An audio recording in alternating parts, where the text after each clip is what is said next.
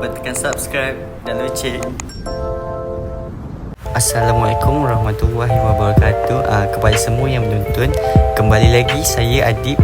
Kali ini saya akan membantu 10 masalah komputer yang selalu dialami dan cara mengatasinya.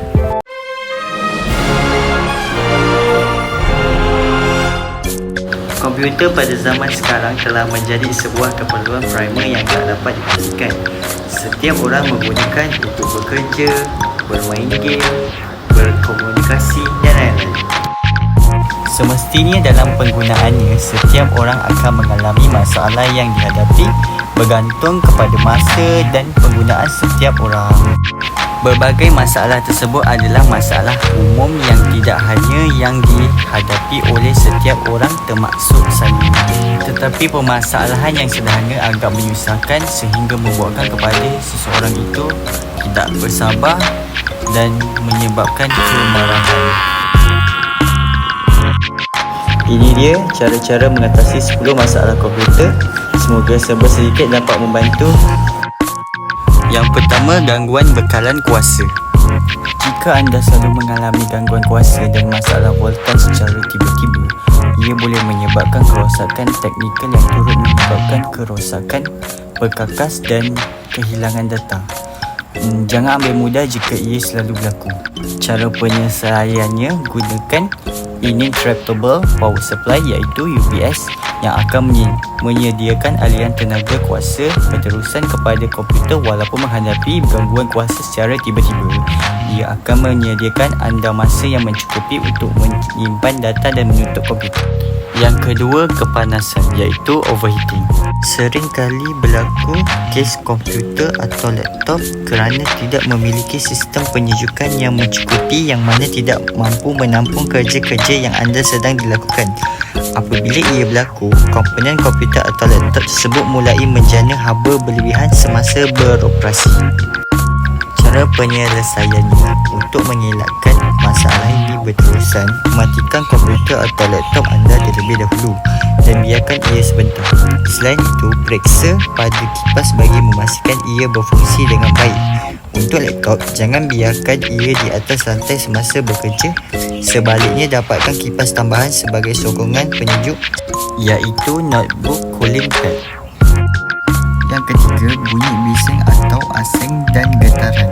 Masalah ini hampir-hampir pasti berkaitan perkakas pada komputer anda. Bunyi yang bernada tinggi biasanya disebabkan oleh perkakasan elektronik. Walaupun bagaimanapun alasannya, anda boleh cuba untuk melakukan pemeriksaan awal. Cara penyelesaiannya adalah buka casing komputer anda berhati-hati untuk mengetahui penyebab masalah tersebut. Periksa sama ada ia datang daripada kipas atau wayar ataupun skru yang longgar daripada kedudukan asal. Jika ia bukan berpunca daripada dua masalah tersebut, jangan usik komponen lain dan dapatkan bantuan juruteknik atau orang yang lebih pakar. Yang keempat, komputer reboot sendiri. Masalah komputer berulang kali reboot sendiri. Kes ini selalunya disebabkan oleh perkakasan komputer itu sendiri.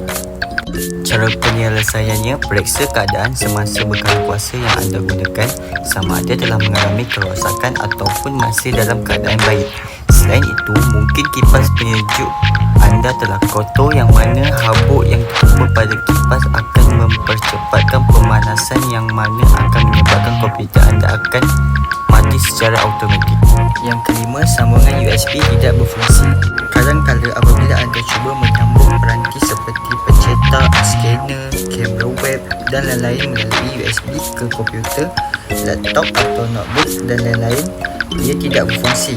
Sebenarnya, sesetengah port hub USB, monitor atau peranti yang digunakan sebagai perantara tidak memberikan kuasa yang mencukupi untuk menyokong peranti tersebut.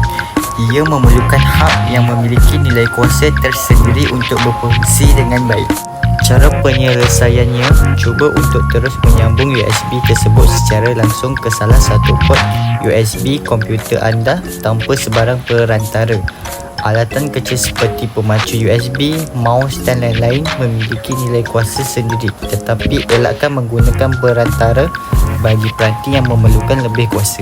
Yang keenam, masalah pencetak iaitu printer. Pertama sekali, perkara yang perlu dilakukan adalah sambungkan secara terus pencetak ke komputer anda mengikut arahan penggilang pencetak anda. Kemudian, cuba untuk troubleshooter pencetak tersebut yang mana ia akan mendiagnosis secara automatik dan menyelesaikan masalah anda. Penyelesaiannya, buka troubleshooter pencetak dengan klik pada Start Control Panel, type troubleshooter pada kotak carian troubleshooting di bawah hardware and sound. Klik pada use a printer and then tekan next. Yang ketujuh, prestasi komputer semakin perlahan. Apabila menyedari komputer anda mulai perlahan dengan ketara tidak sepadan dengan usianya, masalah yang mungkin dialami antaranya adalah kerana banyak dengan fail-fail yang tidak perlu, data selerak, fragment, registry korup, gangguan program spyware, servis atau perisian. Cara penyelesaiannya, manage program dan padam data dan uninstall perisian yang tidak perlu. Bersihkan registry dengan lebih kerap bagi membantu meningkatkan sekurang-kurangnya 30% daripada kelajuan prestasinya. Yang ke-8, masalah connection atau internet. Banyak masalah yang boleh jadi penyebab hal ini. Mungkin provider, mungkin ISP, mungkin hardware, mungkin server DNS. Cara mengatasinya dengan merestart komputer anda, kemudian gunakan Windows Network Diagnostic Tool untuk mengecek masalah tempatan. Yang ke-9, masalah DLL file.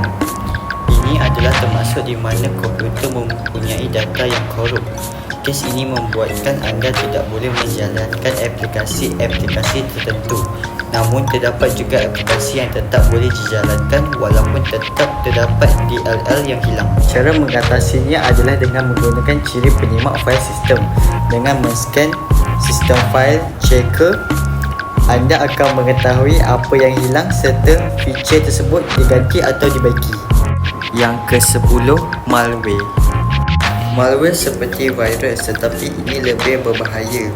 Malware boleh memasuki atau menghapuskan komputer beserta sistem-sistemnya. Agar terkena, kamu perlu menginstalnya terlebih dahulu. Tetapi sekarang anda cuma perlu memuat turun fail dari laman web yang ditumpangi malware.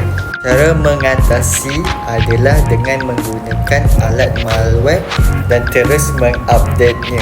Perlu diingatkan, alat malware berbeza dengan perisian virus, jadi anda perlu memasang kedua-duanya. Itulah 10 masalah komputer yang sering dihadapi oleh pengguna. Sekian, terima kasih.